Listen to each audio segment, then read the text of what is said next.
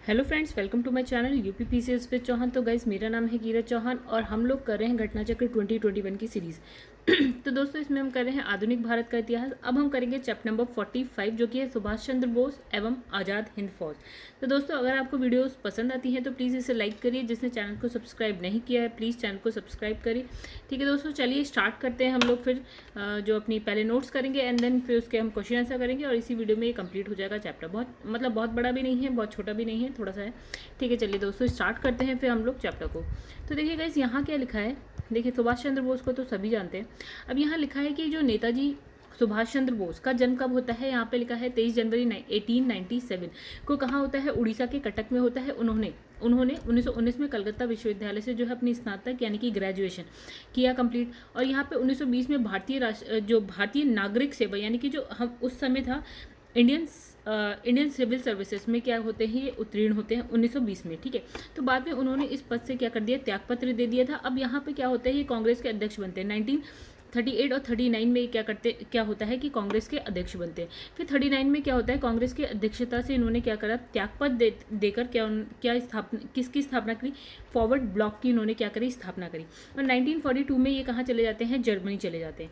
फिर इसमें लिखा है 1943 में आज़ाद हिंद फौज की कमान संभालते हैं। कौन? सुभाष चंद्र बोस, 1943 में। ठीक है गाइस, फिर लिखा है नेताजी के नाम से स्मरण किया जाता है इनको। ठीक है, फिर लिखा है सुभाष चंद्र बोस को 1938 में क्या है, भारतीय राष्ट्रीय कांग्रेस का क्या अध्यक्ष बनाने के बाद कौन, रविन्द्रनाथ टैगोर द्वारा शांति निकेतन में देश नायक की उपाधि से सम्मानित किया गया था। 1938 में इन्हें देश नायक की उपाधि से सम्मानित किया गया रविन्द्रनाथ टैगोर के द्वारा। फिर महात्मा गांधी ने उन्हें देशभक्तों का देशभक्त कहा है। ये बहुत इंपॉर्टेंट है कि देशभक्त का देशभक्त किसे कहा गया और उन्हें किसने कहा। तो इसमें लिखा है सुभाष चंद्र बोस 3 अप्रैल 1941 को कहाँ पहुंचे हैं, जर्मनी पहुंचते हैं। ठीक है, अब 6 महीने बाद क्या होता है, जर्मनी विदेश मंत्रालय की सहायता से उन्होंने द फ्री इंडिया सेंटर का गठन किया। ठीक है, कहाँ पे किया, जर्मनी में किया। ठीक है, तो जहाँ से वे आज़ादी के पक्ष में क्या करते थे, पर्चे छापते थे। अब लिखा है वर्ष 1941 में के अंत तक जर्मनी तानाशाह, क्या नाम था, हिटलर यानी कि एडोल्फ हिटलर ने उन्हें निर्वासित आज़ाद हिंद सरकार, जो निर्वासित आज़ाद हिंद सरकार है उसको मान्यता दे दी। इसने हिटलर ने उनकी जो सरकार थी आज़ाद हिंद सरकार, उसको मान्यता दे दी। फिर लिखा है सुभाष चंद्र बोस को आज़ादी की लड़ाई हेतु सेना गठित करने की सहमति प्रदान हुई। मतलब अभी तो उन्होंने सरकार का गठन किया था, ठीक है, उसको मान्यता मिल जाती है। उसके बाद ये अब अपनी सेना गठित करने के लिए क्या करते हैं, सहमति मांगते हैं और सहमति मिल जाती है उनको। अब क्या होता है कि 1942 में सुभाष चंद्र बोस ने जर्मनी के जनरल हैं, क्या नाम है, इरविन रोमेल। ठीक है, ये क्या है, ये कहाँ इन्होंने क्या किया कि जो उत्तरी अफ्रीका अभियान के दौरान उनने क्या करे थे, कुछ पकड़े गए भारतीय युद्धबंदियों को क्या किया उन्होंने, जो सेना है 10,000 सैनिकों को अपने जो सेना है उसमें क्या करा, मतलब अपना एक दल गठित कर लिया इन 10,000 सैनिकों से। कहाँ पकड़े गए थे, उत्तरी अफ्रीका में। ठीक है, फिर लिखा है इसे ही द फ्री इंडिया लीजन कहा जाता था। फिर लिखा है कि आज़ाद हिंद फौज की स्थापना मूलतः कैप्टन, देखिए अब बात कर रहे हैं हम आज़ाद हिंद फौज की गाइस, तो इसकी स्थापना कौन करते हैं, कैप्टन मोहन सिंह। मूलतः मतलब किसने करी है स्थापना, तो सुभाष चंद्र बोस का नाम आता है, लेकिन अगर हम बात करें मूलतः किसने करी है तो वो है मोहन सिंह का नाम आएगा, कैप्टन मोहन सिंह। अब देखिए क्या होता है कि वे ब्रिटेन की भारतीय सेना के अफसर थे, मतलब जो भारतीय सेना थी ब्रिटेन की उसके अफसर थे कौन, मोहन सिंह। ठीक है, जब ब्रिटेन सेना पीछे हट रही थी, देखिए क्या हो रहा था, जब मलय की साइड जा रहे थे हम लोग, जो सिंगापुर है आपका जो है मलेशिया वाला एरिया है, हम सपोज की सेना वहाँ पे थी। ठीक है, भारत से वहाँ पहुँची हुई थी, उधर से जापान की सेना वहाँ पे आई हुई थी। ठीक है, अब कहानी वहाँ पे चलेगी। ठीक है, जो आपका मलेशिया है, आपका जो अभी सिंगापुर वाला जो एरिया है ना, अभी हम वहाँ की अब बात करेंगे। ठीक है, तो देखिए यहाँ क्या लिखा है, वे ब्रिटेन की भारतीय सेना के अफसर थे कौन, कैप्टन मोहन सिंह। और जब ब्रिटेन सेना पीछे हट रही थी, ठीक है, सपोज कि यहाँ से जब पीछे भारत की तरफ आने लगी, ठीक है, तो पीछे हट रही थी, तो मोहन सिंह जापानियों के साथ क्या होता है के साथ हो गए थे। ठीक है, क्योंकि यहाँ पे जो ब्रिटिश सेना है वो हारने लगी थी, जो भारतीय सेना थी ना, जो ब्रिटिश भारतीय सेना थी वो हार रही थी, जापान की सेना जीत रही थी। तो क्या होता है, मोहन सिंह क्या होते हैं, जो जापानी सेना है ना उनके साथ हो जाते हैं। ठीक है, तो जापानियों ने जब भारतीय सैनिकों को मोहन सिंह को सुपुर्द कर दिया, यानी कि जो कैद कर लिए थे भारतीय सैनिक, वो क्या करते हैं, मोहन सिंह को वापस से दे देते हैं। तो वे उन लोगों को आज़ाद हिंद फौज में भर्ती कर लेते हैं। ठीक है, ये यहाँ पे जो मूलतः आज़ाद हिंद फौज की स्थापना इन्होंने करी थी मोहन सिंह ने। अब जो सैनिक जो जापानियों के पास थे वो इनको दे देते हैं, तो ये उनको क्या करते हैं, आज़ाद हिंद फौज में भर्ती कर लेते हैं। अब लिखा दिसंबर 1941 में उत्तरी मलय के जंगल ठीक है गाइस, अभी हम पढ़ेंगे मलय कौन सा एरिया है। तो उत्तरी मलय के जंगलों में क्या होता है, कैप्टन मोहन सिंह के नेतृत्व वाली पंजाब रेजिमेंट की टुकड़ी जो है जापानियों से पराजित हो रही होती है। और क्या होता है, इस टुकड़ी के अंग्रेज लेफ्टिनेंट, क्या नाम है, कर्नल LV फिट्जपैट्रिक, जापान के युद्धबंदी हुए। ठीक है, मतलब उनको पकड़ लिया जापानियों ने। ठीक है, किंतु बैंकॉक निवासी भारतीय सिख ज्ञानी प्रीतम सिंह, ठीक है, तो अब वहीं पे एक बैंकॉक, वहाँ पे बैंकॉक आपको पता है कहाँ पे, ठीक है, तो वहाँ के एक निवासी थे, उनका नाम था प्रीतम सिंह, ज्ञानी प्रीतम सिंह के जिम्मेदारी लेने पर कैप्टन मोहन सिंह एवं उनके जो भारतीय सैनिक थे उनको युद्धबंदी के बजाय क्या है, जापान के मित्र का दर्जा दिया गया। मतलब ये थे कैप्टन LV फिट्जपैट्रिक, इनको तो पकड़ लिया, और बाकी जो भारतीय सैनिक थे उनको क्या है, जापान का मित्र घोषित कर दिया। और इसकी जिम्मेदारी किसने ले ली, ज्ञानी प्रीतम सिंह ने। ठीक है, आगे बढ़ते हैं दोस्तों। यहाँ पे क्या लिखा है कि जापान के मेजर आइवाची, देखिए ये नाम भी है, जापान के मेजर कौन थे, आइवाची फिजुवारा और ज्ञानी प्रीतम सिंह, ठीक है, ने ही कैप्टन मोहन सिंह को इंडियन नेशनल आर्मी यानी कि आज़ाद हिंद फौज के के नेतृत्व करने के लिए उत्साहित किया। ठीक है, तो यहाँ पे आज़ाद हिंद फौज बनती है, उसका नेतृत्व करने के लिए उत्साहित किसको किया जाता है, मोहन सिंह को करते हैं। कौन करते हैं, एक जापान के जो मेजर होते हैं उनका नाम है आइवाची फुजीवारा और दूसरे हैं ज्ञानी प्रीतम सिंह। इन दोनों की हेल्प से वो नेतृत्व करने के लिए तैयार हो जाते हैं। फिर लिखा है दिसंबर 1941 के अंत में क्या होता है, कैप्टन मोहन सिंह इसके लिए सहमत हो गए। फिर लिखा है फरवरी मार्च 1942 में मोहन सिंह के नेतृत्व में इंडियन नेशनल आर्मी यानी कि आज़ाद हिंद फौज का गठन किया जाता है, जिसमें जापान के मलय अभियान के तहत पराजित ब्रिटिश सेना यानी कि जो ब्रिटिश भारतीय सेना के जो भारतीय सैनिक थे उनको क्या है शामिल कर लिया जाता है।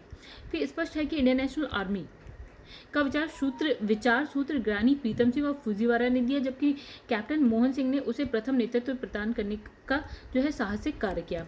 ठीक है, फिर लिखा है आज़ाद हिंद फौज की पहली डिवीज़न जो है औपचारिक रूप से सितंबर 1942 को हुई और मतलब इसका गठन हुआ। ठीक है, तो पहली डिवीज़न का जो गठन होता है वो सितंबर 1942 में होता है और कैप्टन मोहन सिंह इसके क्या होते हैं, प्रथम सेनापति बनते हैं। 4 जुलाई 1943 को क्या होता है, रास बिहारी बोस जो होते हैं उन्होंने आज़ाद हिंद फौज की कमान किसको दे दी, सुभाष चंद्र बोस को दे दी। इसलिए ज़्यादातर जो नाम आप देखेंगे ना आज़ाद हिंद फौज के लिए वो सुभाष चंद्र बोस का ही आता है। ठीक है, अब लिखा है कि 21 अक्टूबर 1943 को सुभाष चंद्र बोस ने सिंगापुर में स्वतंत्र भारत की अस्थायी सरकार यानी कि आज़ाद हिंद सरकार का गठन किया। कहाँ पे किया है, सिंगापुर में किया है। ठीक है, तो आज़ाद हिंद फौज का गठन 4 जुलाई 1943 को सुभाष चंद्र बोस के नेतृत्व में किया गया। ठीक है, तो फौज का गठन सिंगापुर द्वीप पर किया गया। ठीक है, किंतु जब सिंगापुर द्वीप ब्रिटिश मलय का अंग था तब की बात हो रही है।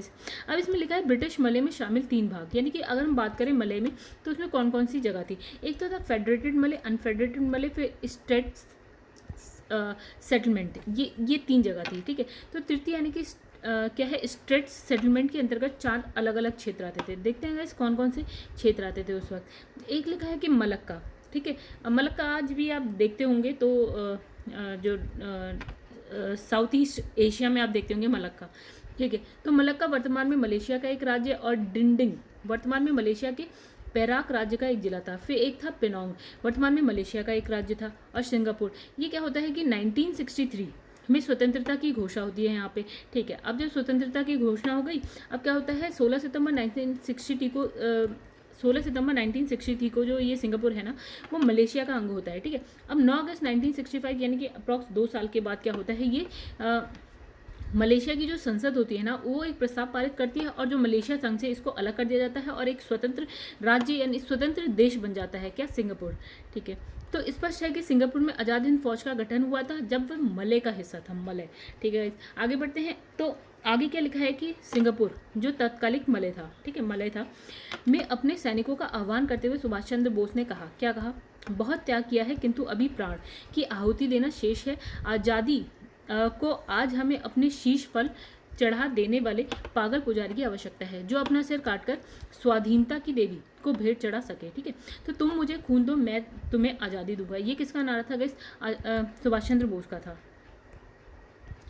देखिए क्या लिखा है यहाँ पे, जय हिंद का नारा सुभाष चंद्र बोस ने दिया था। ठीक है, ये है ये आज़ाद हिंद फौज के जो नमस्कार का ढंग था ना, तो गाइस क्या था उनके नमस्कार का ढंग था जय हिंद। ठीक है, तो ये सारे देश में एक नारा भी बन गया था। फिर लिखा आज़ाद हिंद फौज दिवस कब मनाया जाता है, 12 नवंबर 1942 को मनाया गया था, 12 नवंबर। ठीक है, लेकिन अगर हम बात करें आज़ाद हिंद सप्ताह की बात करें तो वो होती है 5 नवंबर से 11 नवंबर।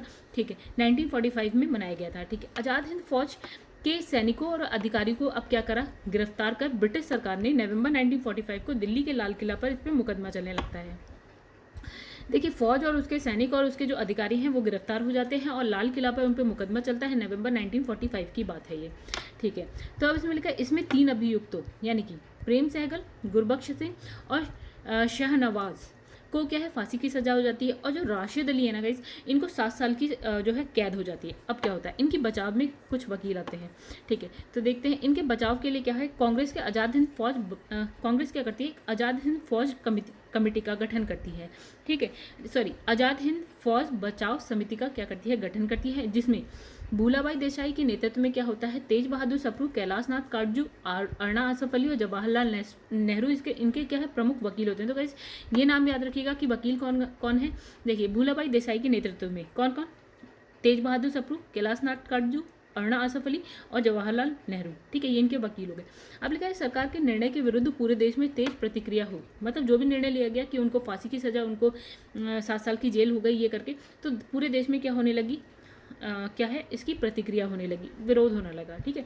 अंत में विवश होकर क्या होते हैं, जो वायसराय होते हैं उस वक्त, कौन होते हैं उस वक्त वायसराय भारत के गाइस, वो होते हैं लॉर्ड वेविल, ठीक है। तो उन्होंने क्या हो क्या विशेषाधिकार, अपने विशेषाधिकार का प्रयोग किया और जो मृत्युदंड दिया गया था उसको क्या है, उसको मृत्युदंड की सजा को क्या कर दिया, माफ कर दिया, ठीक है। अब आगे लिखा है, जवाहरलाल नेहरू ने भारत के नाजीवादी, फांसीवादी, साम्राज्यवादी विरोधी जो निश्चित रुख के कारण जापान के विरुद्ध गुरिल्ला युद्ध की अपनी योजना के पक्ष में इलाहाबाद में हुई कांग्रेस कार्यकारिणी समिति की जो बैठक है उसमें बहुमत प्राप्त किया। तो दोस्तों यहाँ पे क्या होता है, हमारे जो नोट्स होते हैं वो कंप्लीट हो जाते हैं। अब अप्रॉक्स 20 to 25 क्वेश्चंस है, अगले 10 मिनट में वो भी खत्म हो जाएंगे। का छोटा सा चैप्टर था वैसे ही। अब देखिए यहाँ पे क्या लिखा है, यहाँ लिखा है, नेताजी सुभाष चंद्र बोस का जन्म जिस नगर में हुआ था वे है, कौन सी जगह गाइस, इनका जो जन्म हुआ था वो हुआ था कटक में। और गाइस कटक कहाँ है, अभी उड़ीसा में है, ठीक है। देखिए यहाँ पे क्या, इनका जो जन्म हुआ था वो हुआ था 23 जनवरी 1897 को हुआ था, उड़ीसा के कटक में हुआ था। अब क्या था, 1919 में कलकत्ता विश्वविद्यालय से इन्होंने ग्रेजुएशन की थी। 1920 में ये ICS परीक्षा इन्होंने उत्तीर्ण करी थी, यानी कि इंडियन सिविल सर्विसेज की परीक्षा इन्होंने क्या करी थी, उत्तीर्ण करी थी। तो गाइस उस वक्त वो कुछ आई थिंक 22 या 23 साल के थे, ठीक है। अब यहाँ पे लिखा है कि 1938 में और 1939 में ये कांग्रेस के अध्यक्ष बने थे।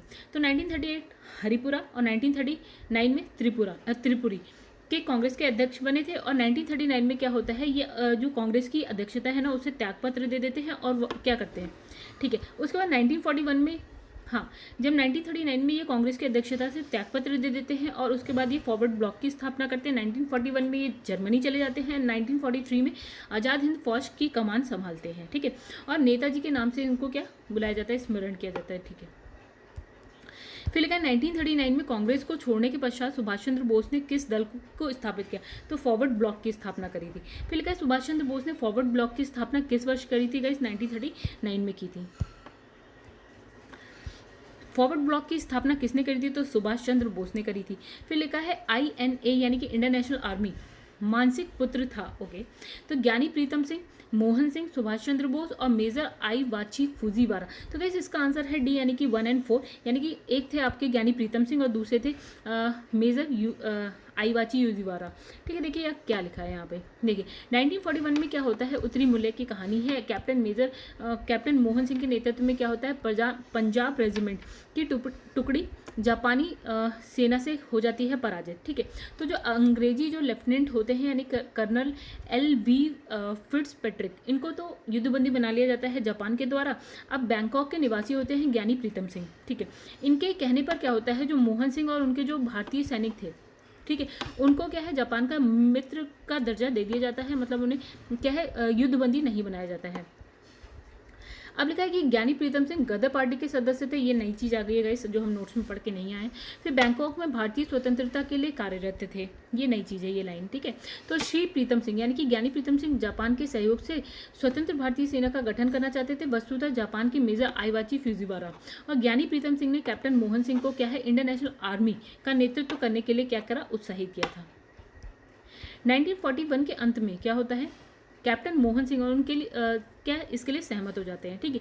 और फरवरी मार्च 1942 को इंडियन नेशनल आर्मी का क्या हो जाता है, गठन हो जाता है। तो जिसमें अब देखिए क्या है, जिसमें जापान के मलय अभियान के तहत क्या है, पराजित जितने भी ब्रिटिश भारतीय सेना होते हैं यानी कि भारतीय सैनिक होते हैं वो उसमें शामिल हो जाते हैं। ठीक है, और स्पष्ट है कि INA यानी कि इंडियन नेशनल आर्मी का विचार सूत्र ज्ञानी प्रीतम सिंह और फूजीवारा ने दिया था, जबकि जो पहला नेतृत्व किसने प्रदान किया था, कैप्टन मोहन सिंह ने प्रदान किया था। तो बस आगे बढ़ते हैं हम लोग, चलिए। तो यहाँ लिखा है कि INA किसके दिमाग की उपज थी और किसने किसने इसकी स्थापना की थी। तो गाइस ये किसके दिमाग की उपज थी, ठीक है, मोहन सिंह। तो यहाँ लिखा है कि आज़ाद हिंद फौज का विचार किसने सुझाया था, तो मोहन सिंह ने, कैप्टन मोहन सिंह ने। इंडियन नेशनल आर्मी की स्थापना किस वर्ष हुई थी, तो गाइस 1942 को हुई थी। तो दोस्तों इसको, ये जो आपका है पूरा का पूरा, आप इसको एक बार,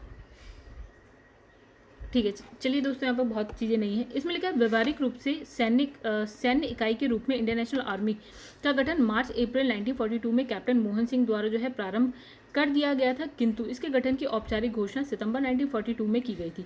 फिर लिखा है उल्लेखनीय है कि मलय क्षेत्र में भारतीयों द्वारा अपना राजनीतिक संगठन all Malay Indian independence league का गठन किया गया था। इसकी अध्यक्षता के लिए रास बिहारी बोस को आमंत्रित किया गया था। जून 1942 में संपन्न बैंकॉक सम्मेलन में एक काउंसिल ऑफ एक्शन एंड प्रतिनिधि समिति के गठन का प्रस्ताव किया गया था, जिसे इंडियन इंडिपेंडेंस लीग और इंडियन नेशनल आर्मी के मध्य समन्वय और अधीक्षण का दायित्व जो है सौंपा गया था। रास Bihari Bose council of action के अध्यक्ष बनाए गए थे, जबकि KPK मेनन वे नेधाम राघवन नागरिक सदस्य तथा मोहन सिंह और गिलानी सैनिक सदस्य थे।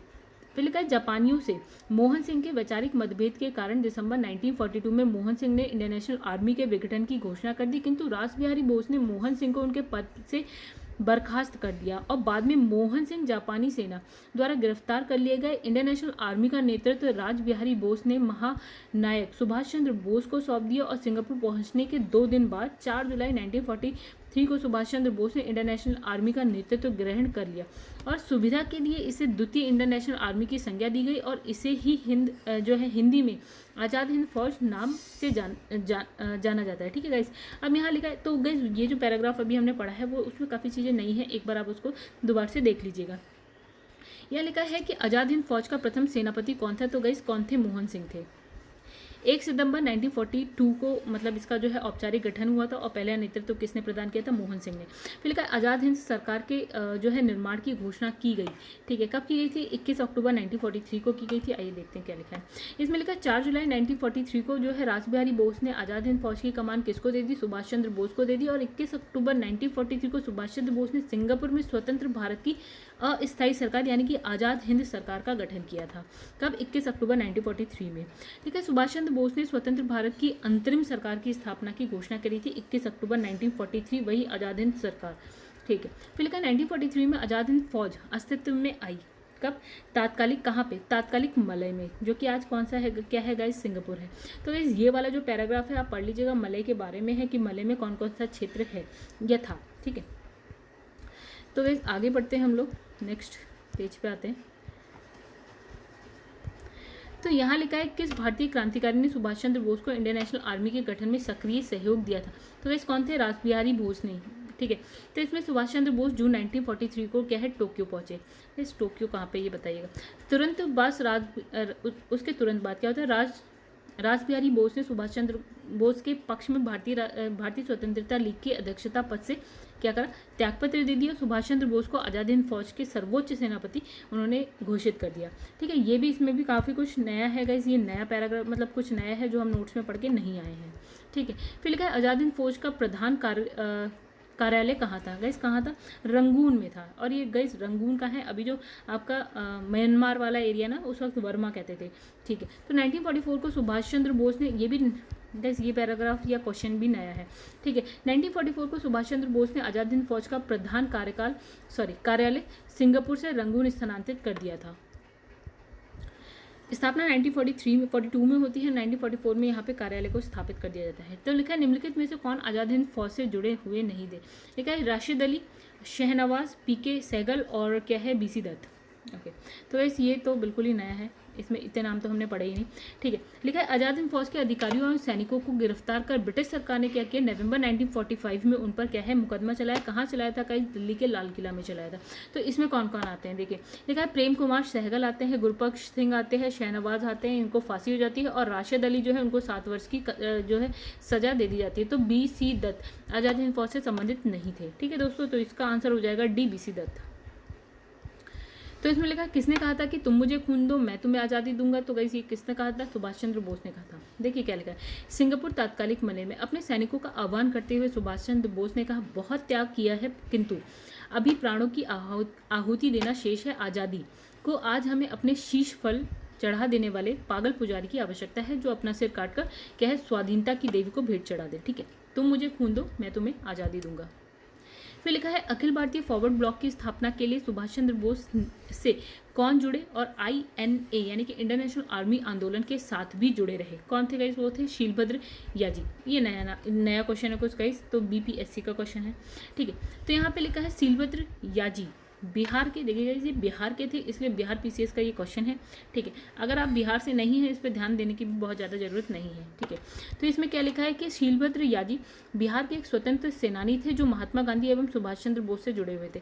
याजी जो है अखिल भारतीय फॉरवर्ड ब्लॉक की स्थापना के लिए सुभाष चंद्र बोस से जुड़े, और फिर INA यानी कि इंटरनेशनल आर्मी आंदोलन के साथ भी ये जुड़े हुए थे।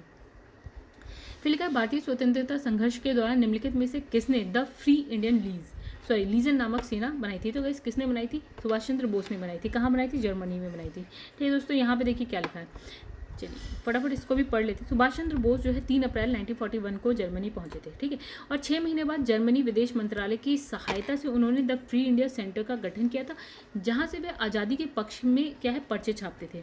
फिर इसमें लिखा है भाषण देते थे। ठीक है, और 1941 के अंत तक क्या है जर्मनी तानाशाह हिटलर यानी कि एडोल्फ हिटलर ने निर्वासित आज़ाद हिंद सरकार है उसको मान्यता दी थी, और सुभाष चंद्र बोस को क्या किया, आज़ादी की लड़ाई हेतु सेना गठित करने के लिए सहमति प्रदान कर दी। और 1942 में क्या होता है, सुभाष चंद्र बोस ने जर्मनी के जनरल क्या नाम है, इरविन रोमेल के जो उत्तरी अफ्रीका अभियान के दौरान जो पकड़े गए भारतीय युद्धबंदी थे, उनको कहते हैं कि भैया हमको दे दो और हम अपनी सेना में उनको भर्ती कर लेंगे। वो कुछ 10,000 सैनिक थे। ठीक है, तो इसे ही द फ्री इंडियन लीजन कहा गया था। ठीक है, तो इसमें से किसने रानी लक्ष्मीबाई रेजिमेंट की स्थापना की थी। तो गाइस ये नया है।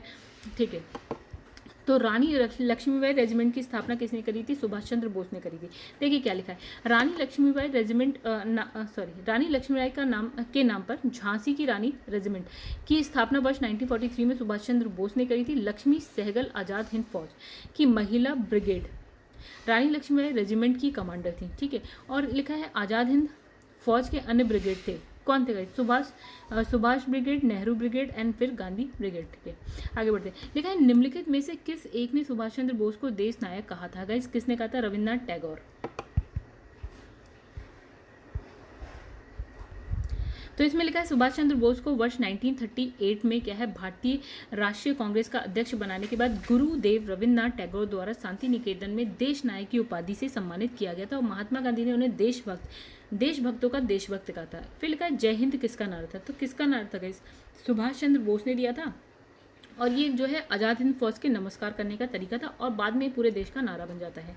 फिर लिखा है आज़ाद हिंद फौज दिवस किस तिथि को मनाया जाता है। तो गाइस कब मनाया जाता है, 12 नवंबर 1945 को मनाया जाता है। और अगर हम सप्ताह की बात करें तो 5 नवंबर से 11 नवंबर 1945 के मध्य जो है आज़ाद हिंद सप्ताह मनाया गया था। फिर लिखा है आज़ाद हिंद फौज के किस सैनिक को 7 वर्ष के कारावास का जो है दंड दिया गया था। तो वो थे राशिद अली।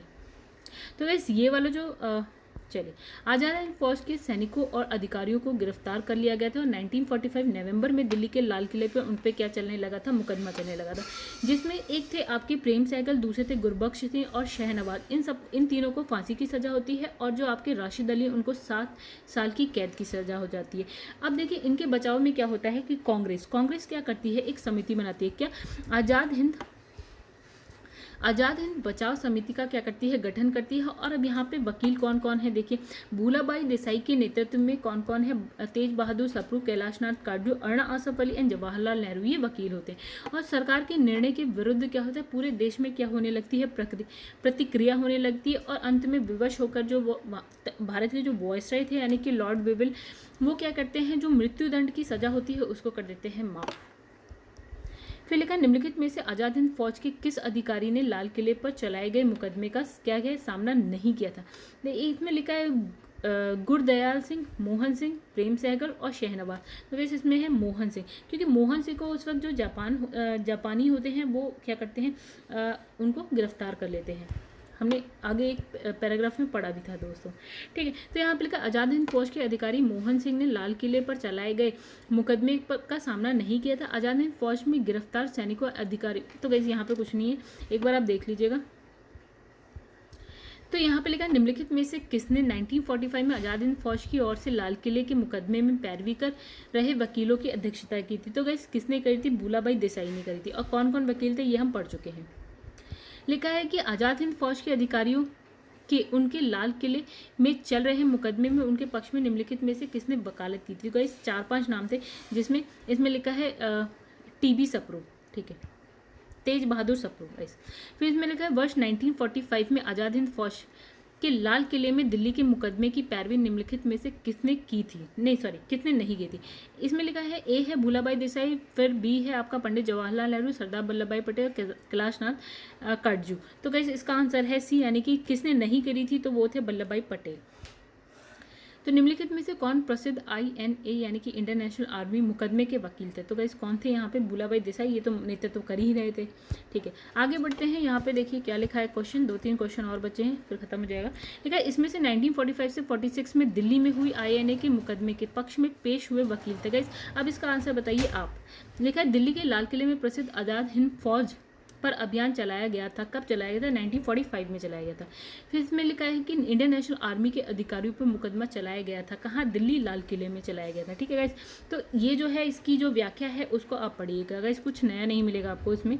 फिर इसमें लिखा है वर्ष 1945 की जो है प्रमुख घटनाएं निम्नलिखित थी। तो 45 में क्या होता है गाइस, यहाँ पे देखिए सी लिखा है, सी में है 1, 2 एंड 4 यानी कि वेवेल योजना थी, शिमला सम्मेलन था, एंड 4 में जो है आज़ाद हिंद फौज मुकदमा था, ठीक है। छत्तीसगढ़ PCS का ये क्वेश्चन है गाइस, यहाँ इसमें टाइम पीरियड दे दिया है। तो वेवेल योजना थी आपकी 14 जून 1945 की, और शिमला सम्मेलन जो आपका है 25 जून से लेकर 14 जुलाई 1945 का है। नौसेना विद्रोह जो है आपका 18 से 23 फरवरी 1946 का। आज़ाद हिंद फौज जो मुकदमा है वो नवंबर 1945 का है। तो दोस्तों यहाँ लिखा है सुभाष चंद्र बोस का जो है राजनीतिक गुरु कौन था। तो गाइस उनका नाम है आपका चित्तरंजन दास, ठीक है, देश बंधु चित्तरंजन दास। फिर लिखा है इलाहाबाद में संपन्न कांग्रेस कार्यकारिणी समिति के बैठक में निम्नलिखित सदस्यों में से एक सदस्य भारत के नाजीवाद, फासीवाद, साम्राज्यवाद विरोधी निश्चित रूप के कारण क्या है, जापान के विरुद्ध गोरिल्ला युद्ध की अपनी योजना के पक्ष में क्या है बहुमत जुटाने में सक्षम हुए। वो कौन थे गाइस, वो थे जवाहरलाल नेहरू। बिहार PCS का ये क्वेश्चन है आपका गाइस, तो इसमें कुछ नहीं है, वही चीज़ वापस से लिखी हुई है, ठीक है दोस्तों। यहाँ पे हमारे जो है नोट्स कंप्लीट हो गए, क्वेश्चन आंसर कंप्लीट हो गए। छोटा सा चैप्टर था, हालांकि मैंने स्पीड थोड़ी सी बढ़ा के रखी है, ठीक है। तो आई होप आप लोग को समझ में आ रहा होगा, कुछ आपको ऐसा नहीं लगा हो कि यार बहुत तेज़ है या नहीं समझ में आया। तो दोस्तों अगर आपको वीडियो पसंद आती है तो प्लीज़ वीडियो को लाइक करिए। अगर आपका कोई सजेशन है, कोई बात है, अगर मेरी कहीं पे कमी आपको लगती है तो प्लीज़ कमेंट करके बिल्कुल बताइएगा। और चैनल को शेयर करिएगा। इस अगर आपने चैनल को सब्सक्राइब नहीं किया है तो प्लीज़ चैनल को सब्सक्राइब करिएगा। इस मेरे चैनल का नाम है #UPPCS विद चौहान। तो दोस्तों चलिए फिर यहाँ पे हम करते हैं इस वीडियो को समाप्त, और क्या है नेक्स्ट वीडियो लाते हैं नेक्स्ट चैप्टर के संग। अब मुश्किल से गए 2 से 3 दिन, और ये जो आपके है आधुनिक भारत का इतिहास वो हो जाएगा ख़त्म, ठीक है दोस्तों। तब तक के लिए हम लेते हैं अलविदा।